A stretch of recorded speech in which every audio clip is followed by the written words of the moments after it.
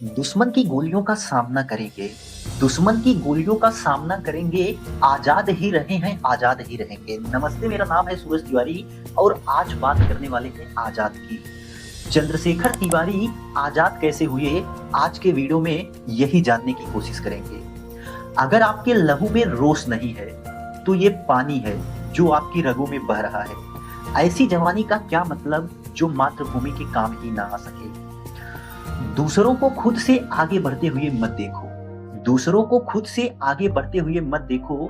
हर दिन अपने खुद के कीर्तिमान तोड़ो, क्योंकि सफलता आपकी अपने आप से एक लड़ाई है। जैसे विचारों से आज के लोगों में भी उत्तेजना भरने वाले चंद्रशेखर आजाद, जो कि एक युग पुरुष के रूप में और भारतीय स्वतंत्रता संग्राम के नायक के रूप में उभरे थे। चंद्रशेखर सीताराम तिवारी यानी कि चंद्रशेखर आजाद का जन्म 23 जुलाई 1906 को मध्य प्रदेश के अलीराजपुर जिले के भाबरा नामक गांव में हुआ था।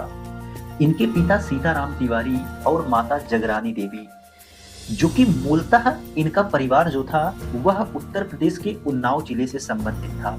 उस समय उत्तर प्रदेश संयुक्त प्रांत हुआ करता था, लेकिन रोजगार को लेकर के इनका परिवार मध्य प्रदेश में आकर के बस गया और यहीं पर भाबरा जो गांव था वह भील आदिवासी लोगों से भरा हुआ था। भील बालकों के साथ चंद्रशेखर आजाद का बचपन बीता, जहां की उन्होंने भील बालकों के साथ निशानेबाजी सीखी और धनुष बाण खूब चलाए। चंद्रशेखर बचपन से ही निर्भीक एवं स्वाभिमानी थे। उनकी माता जगरानी देवी उन्हें संस्कृत का विद्वान बनाना चाहती थी। यही वजह रही कि उनको काशी भेजा गया।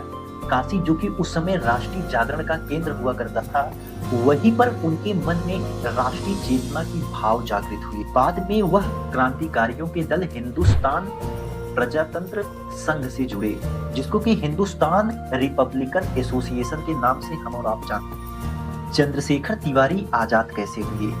दरअसल 1919 में अमृतसर के जलियांवाला बाग हत्याकांड ने पूरे देश को झकझोरने का काम किया था और खास करके युवाओं को भी झकझोरने का काम किया था। उस समय चंद्रशेखर पढ़ाई कर रहे थे। ऐसे में जब गांधी जी की तरफ से 1920 के आसपास असहयोग आंदोलन का फरमान जारी किया गया, तो देश के अन्य युवकों की भांति चंद्रशेखर भी उस आंदोलन में कूद पड़े और अन्य छात्रों की भांति वह भी आंदोलन करने लगे और यह आंदोलन ज्वालामुखी की तरह फट पड़ा और चंद्रशेखर अपने विद्यालय के अन्य छात्रों की भांति सड़कों पर उतर आए और उस आंदोलन में शामिल छात्रों के जत्थे के साथ वह भी अंग्रेजी हुकूमत के खिलाफ खड़े हो गए, जहां की पहली बार उन्हें मात्र 14 से 15 साल की उम्र में गिरफ्तार किया गया और जब अंग्रेजी मजिस्ट्रेट के सामने उनको पेश किया गया, तब मजिस्ट्रेट ने उनसे पूछा कि तुम्हारा नाम क्या है। तब उन्होंने ऊर्जा और शक्ति के साथ कहा, आजाद। तुम्हारे पिता का क्या नाम है? स्वतंत्रता। तुम्हारा निवास क्या है? जेल।